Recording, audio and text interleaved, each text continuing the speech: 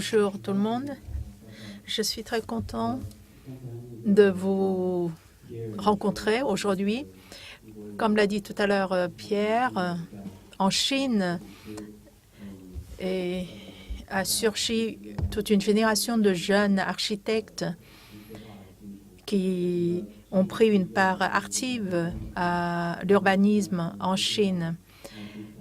Vous voyez, il y a des photos et elles sont nombreuses, mais en fait, ce sont des photos d'une dizaine de personnes qui sont les associés. Et puis tout à l'heure, l'interprète a dû faire une erreur. Le nom de mon agence s'appelle Biaozhen Yingzao. Vous voyez, parmi les associés, ce sont surtout des jeunes d'une vingtaine, d'une trentaine d'années qui viennent de sortir de l'école, qui ont une expérience de 4 à 5 ans dans la pratique. Je voudrais vous dire que parmi les jeunes architectes, l'une des plus grandes caractéristiques et qui nous distingue de l'ancienne génération est que nous ne sommes plus tellement intéressés par les styles étrangers ou par l'apprentissage auprès de nos confrères étrangers, parce que ce que nous recherchions, c'est plutôt une compréhension à la fois plus profonde et plus pratique, plus souple de notre propre histoire, de notre propre style traditionnel. Et puis, contrairement à nos ancêtres, à nos confrères précédents, nous ne sommes pas aussi pessimistes qu'eux, parce que nous pensons que les changements rapides de nos villes, il est vrai qu'ils entraînent des aspects à regretter, mais ils constituent aussi de nouveaux défis pour nous. Et d'ailleurs, dans mon exposé, je vais vous parler plus en détail les projets sur lesquels nous avons travaillé. Et puis, si nous sommes optimistes, c'est parce que nous pensons que les changements rapides représentent aussi des opportunités pour nous autres, les jeunes architectes. Si à l'étranger, il faut 10 ans, 20 ans ou même plus long de consolider certains projets, il nous faut que 5 ans, par exemple, pour y arriver. Et nous avons travaillé en fait sur 7 projets dont 5 ont été réalisés, un est en voie de réalisation, tandis qu'un autre est en plein cours de réalisation. Voici les photos de nos 4 associés, Zhang Hong, Zhang Ke, Hou Zhenghua, qui a 33 ans, et moi-même, j'ai 38 ans. Cette photo a été prise en 2006 à Shanghai. Et je l'ai prise dans un taxi. Je l'aime bien parce que je pense qu'elle est très intéressante dans la mesure où elle nous permet d'avoir une idée sur le changement rapide de nos villes grâce aux nouvelles technologies, aux nouveaux styles, ce qui nous donne de l'inspiration. Et d'autre part, ça nous donne aussi une idée sur la grandeur de la construction urbaine dans notre pays.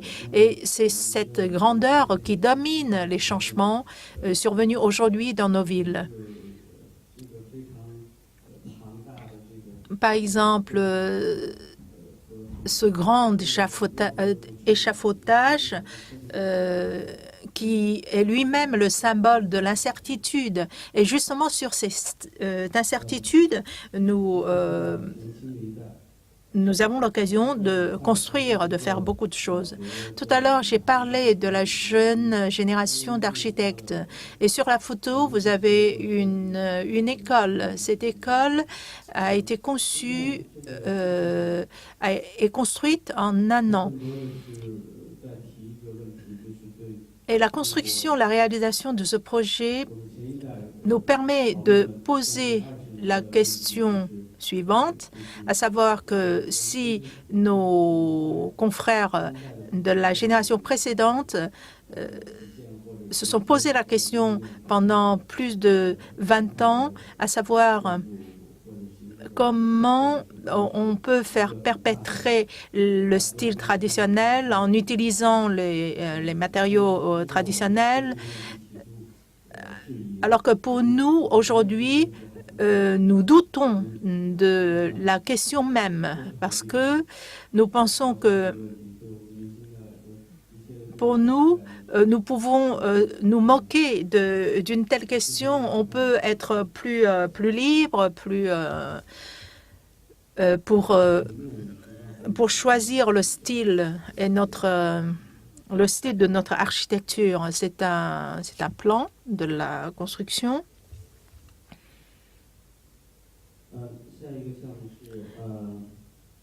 L'autre projet dont je vous parle se trouve à Yangzhou, dans la province du Guangxi. C'est une espèce de storefront.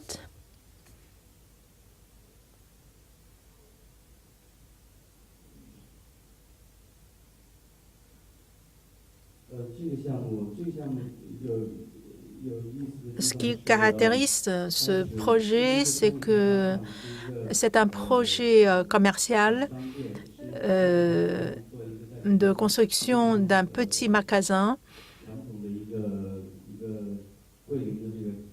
dans un bourg traditionnel qui se trouve à Guilin. Et le bourg a comme projet de construire un grand magasin, alors que le bourg compte 30 000 d'habitants seulement. Donc, nous pensons que si on construisait un grand supermarché, ce serait du gâchis pour le paysage traditionnel de la ville. C'est la raison pour laquelle nous avons cherché un style plutôt traditionnel, de sorte que nous construisons un centre commercial avec plusieurs petites ruelles qui correspondent à la physionomie traditionnelle de la ville.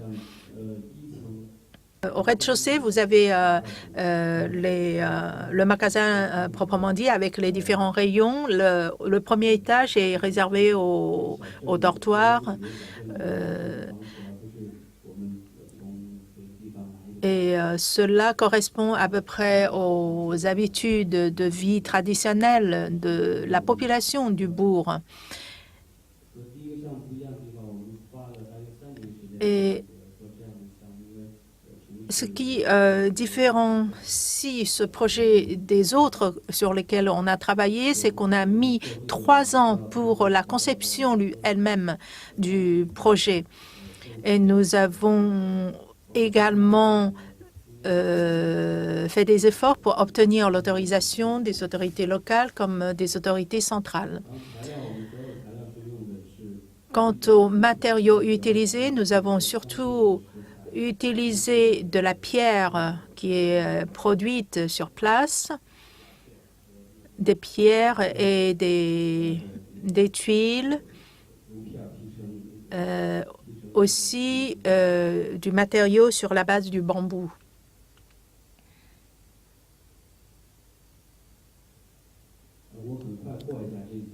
Je vous fais passer très rapidement les différentes photos parce que je tiens à vous présenter un autre projet. C'est un projet complètement différent des deux autres que j'ai présentés précédemment.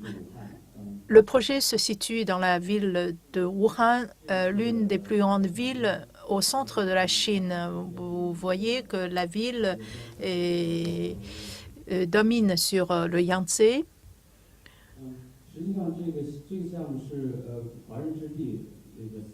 Et le projet s'appelle Searland. Au début, le promoteur voulait faire construire un centre d'exposition provisoire. Cependant, il nous a fait toute une série d'exigences qui étaient difficiles à réaliser parce qu'il voulait que ce soit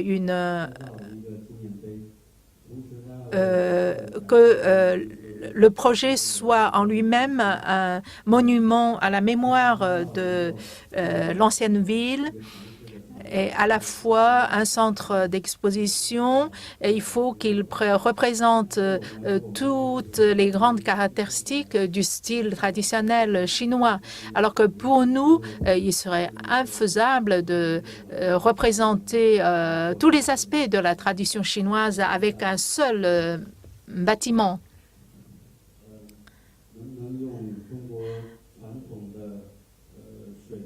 Et nous demandons, par exemple, si on pourrait utiliser le style de la peinture traditionnelle chinoise, à savoir l'utilisation des deux couleurs noir et blanc, pour justement faire ressortir l'aspect traditionnel de ce projet.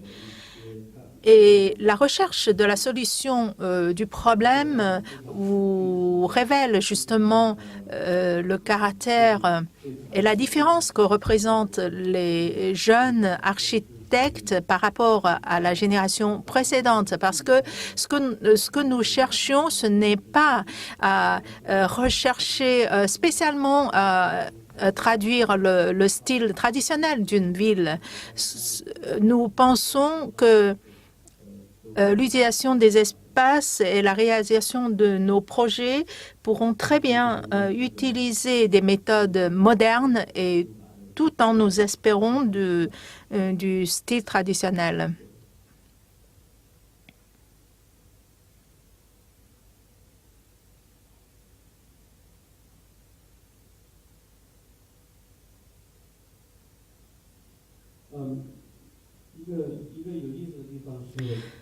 Et un point intéressant,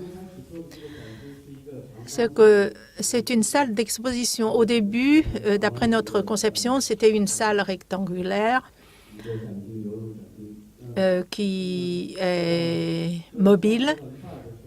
Mais au cours de la réalisation du projet, nous nous sommes aperçus que la construction de ce bâtiment traverserait les égouts de la ville. Donc, nous sommes obligés de faire des modifications parce que nous voudrions faire entrer cet aspect traditionnel dans notre projet. C'est de cette manière que nous avons choisi de garder cette galerie des égouts municipaux. Et même si, tout en gardant cette galerie, nous étions obligés de séparer notre salle d'exposition en deux parties. Et nous avons aménagé la partie au milieu en un jardin. Et comment, dans ce cas-là, relier les deux parties de la salle d'exposition? Nous avons eu l'idée de faire construire une espèce de toit en suspens. Et ceci pour vous montrer qu'au cours de la réalisation d'un projet, nous risquons à tout moment de rencontrer des problèmes auxquels nous n'avons pas pensé. Mais ce qui est important, c'est de trouver une solution de manière très cool. Et je pense que c'est là qui fait partie du charme de notre métier. Voici aussi un plan du projet.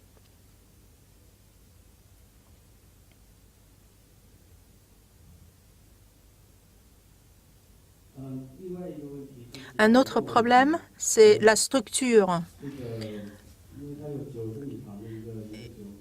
Étant donné que le bâtiment possède une espèce de couloir de 900 mètres de long, 90 mètres de longueur. Donc, comment réaliser, traduire en fait notre conception? Ça a été aussi un défi pour nous. Tout à l'heure, vous avez suivi l'exposé de Chang Lei. Vous avez pu entendre que aujourd'hui, il y a eu beaucoup de changements quant au style d'architecture et il faut trouver de nouvelles méthodes, de nouvelles techniques pour résoudre les problèmes qu'on rencontre au fur et à mesure. Parce qu'au début, les ouvriers nous ont dit qu'il serait impossible de construire un couloir de telle longueur. Et d'ailleurs, rien que pour la conception, il faut des mois. Mais pour nous, rien n'est impossible. Donc, nous avons pris en main nous-mêmes de l'affaire. Nous avons trouvé du matériel de 20 cm d'épaisseur en béton. Et c'est une espèce de tube en béton. Et puis, point faible.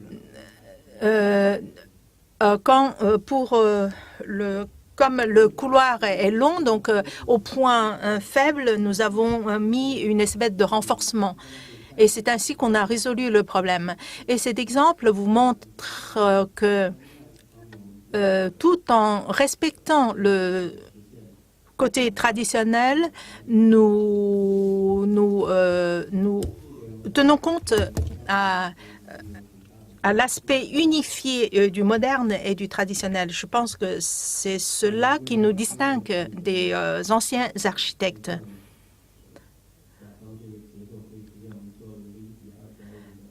Pour être sûr que ce soit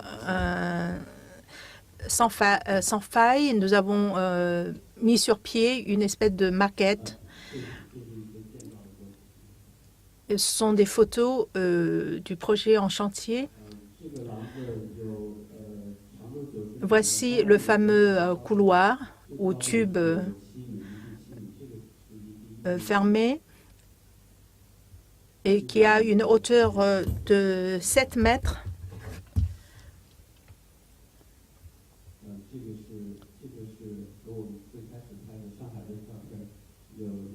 Cette photo nous rappelle celle que j'ai prise dans un taxi à Shanghai. C'est le maître d'ouvrage qui lui-même est un diplômé d'une école d'architecture. Et comme il tient beaucoup à la qualité de la réalisation du projet, il a choisi de travailler comme responsable de chantier. Ce sont des photos prises vers la fin du projet. En plein milieu de la réalisation du projet, les responsables des autorités locales sont venus visiter le chantier et ils ont trouvé intéressant ce projet. C'est pour cela qu'ils ont décidé de faire de sorte de faire de ce monument au début prévu pour provisoire un monument constant, permanent. Et cela, un autre exemple pour vous montrer qu'en Chine, qui est en pleine mutation aujourd'hui, tout est possible. Et c'est ainsi que ce monument est devenu un espace culturel important de la ville. C'est le fameux passerelle ou couloir suspendu une prise de vue à l'intérieur. Et franchement parlant, au début du travaux, nous n'avons pas pensé à cet effet. Et vous voyez, c'est pas si mal. C'est un effet inespéré. C'est la fameuse partie qui a été consolidée avec une longueur de 32 mètres et qui garde une ouverture de plus d'1,50 m qui permettent aux gens de traverser le bâtiment par dessous du couloir. Ici est une salle suspendue qui est un multimédia, une salle multimédia.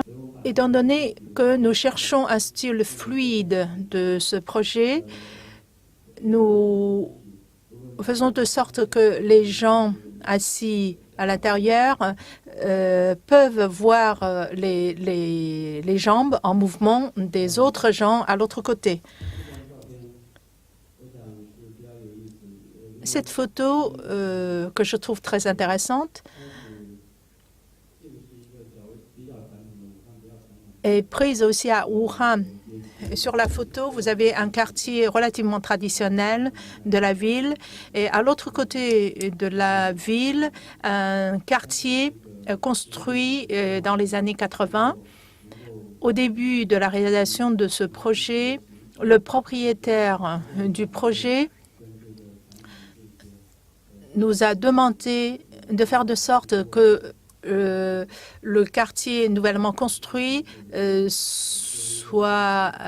corresponde plus ou moins au style traditionnel de l'autre côté. Mais nous, on pensait que il faudrait plutôt faire de sorte que ce projet devienne une espèce de monument et à la gloire du style moderne d'architecture de la ville. Je ne sais pas si ce quartier existe toujours,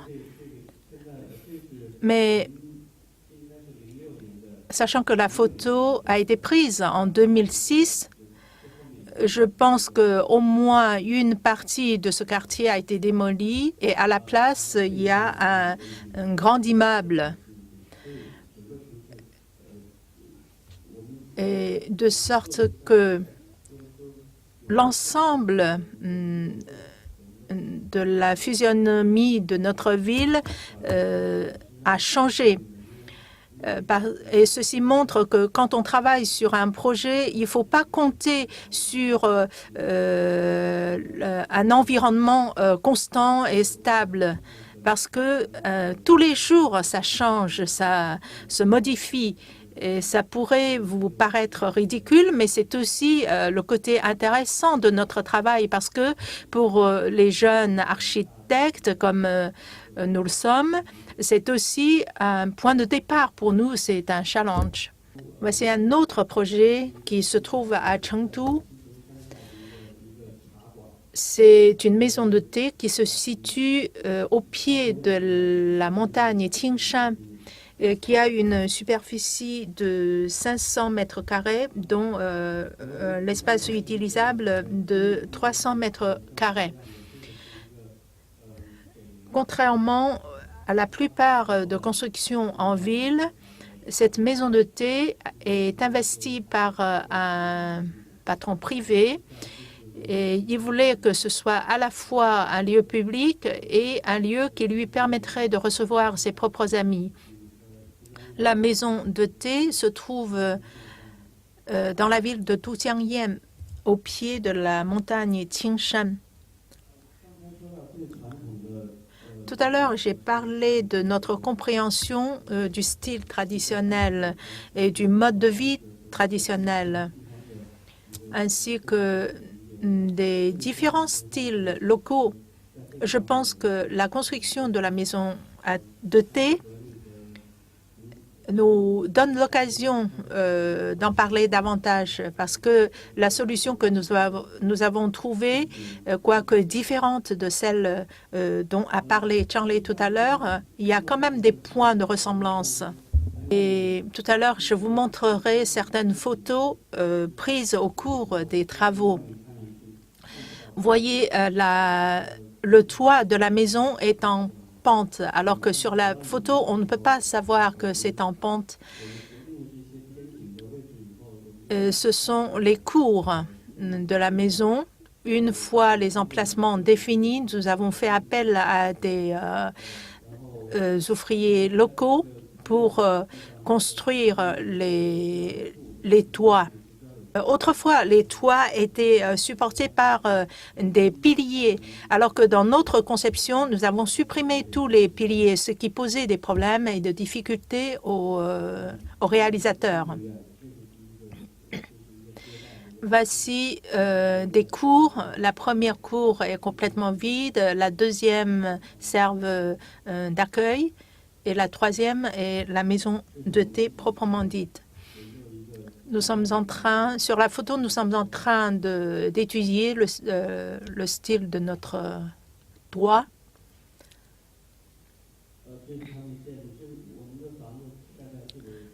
Notre maison se trouve justement ici. C'est une espèce de portail, mais complètement faux, artificiellement construit. Et le prix de revient de la construction est très bas. C'est le menuisier ainsi que les ouvriers de l'équipe du projet. Nous sommes en train de discuter à propos de la réalisation du toit.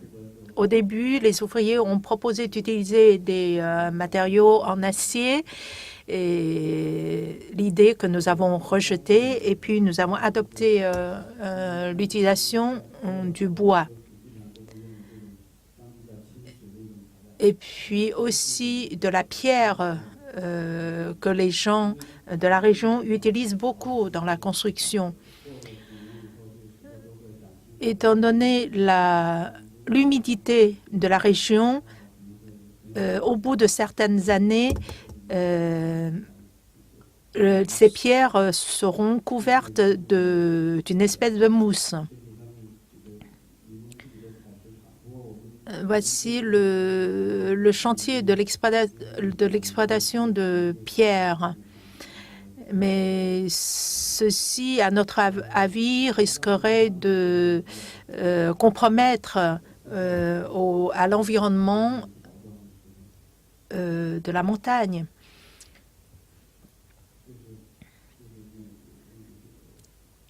Voici notre toit en bois. L'extérieur de la cour.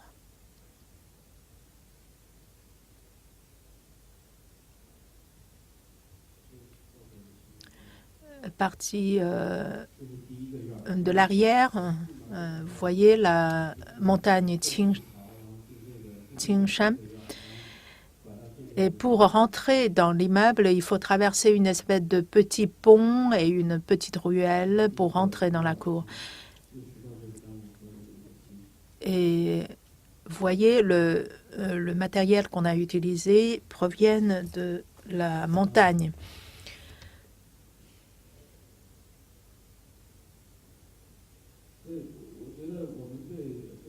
En conclusion, nous pensons que notre compréhension du style, de ce qu'on appelle le style traditionnel chinois,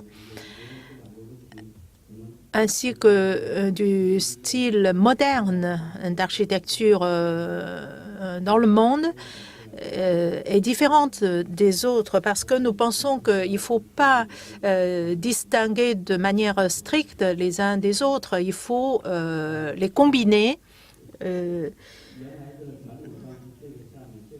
Par exemple, d'après le style traditionnel, ce toit devrait être supporté par deux piliers. Et cette fois-ci, par exemple, 20 minutes après le séisme, Nous avons donné un coup de fil pour justement savoir comment était notre bâtiment et la réponse a été qu'il tenait toujours debout. Et ceci montre que notre construction a quand même pu résister aux secousses du séisme. Un autre aspect qui est intéressé, le patron de la maison AT, les responsables du chantier, voyez que ce sont tous des personnes à peu près du même âge que nous. Et d'ailleurs, la plupart de nos clients, des patrons des projets d'exploitation immobilière, sont des gens relativement jeunes. Un autre projet qui se trouve à Suzhou, c'est une espèce de club. Ce n'est pas tout à fait une maison de thé, c'est aussi une espèce de salle d'exposition. Et vous savez que la ville de Suzhou est une ville imprégnée de traditions culturelles chinoises, qui a été pendant longtemps une ville privilégiée par les lettrés, les artistes chinois. Notre projet traduit également notre compréhension du style traditionnel des maisons de style jardin de Suzhou. Et avec notre propre compréhension, parce que nous pensons que, en fait, ce style consiste à faire construire des maisons entourées des murs, des jardins. Et nous nous demandons si nous ne pourrions pas utiliser seulement un mur pour entourer les maisons et séparer l'ensemble en plusieurs cours. L'idée pourrait vous paraître un manque de sérieux, mais en fait, ce que nous cherchons, c'est de réfléchir davantage sur ce rapport entre le traditionnel et le moderne. Peut-être jusqu'à maintenant, nous n'avons pas trouvé une réponse complète, mais nous sommes toujours en train de rechercher une réponse. Et nous avons utilisé la couleur blanche pour notre mur. Et vous voyez, avec un ensemble de murs, nous avons réussi à séparer les maisons en plusieurs cours. Le projet a été réalisé l'année dernière. Je me trompe, c'est vers fin 2007 et début 2008.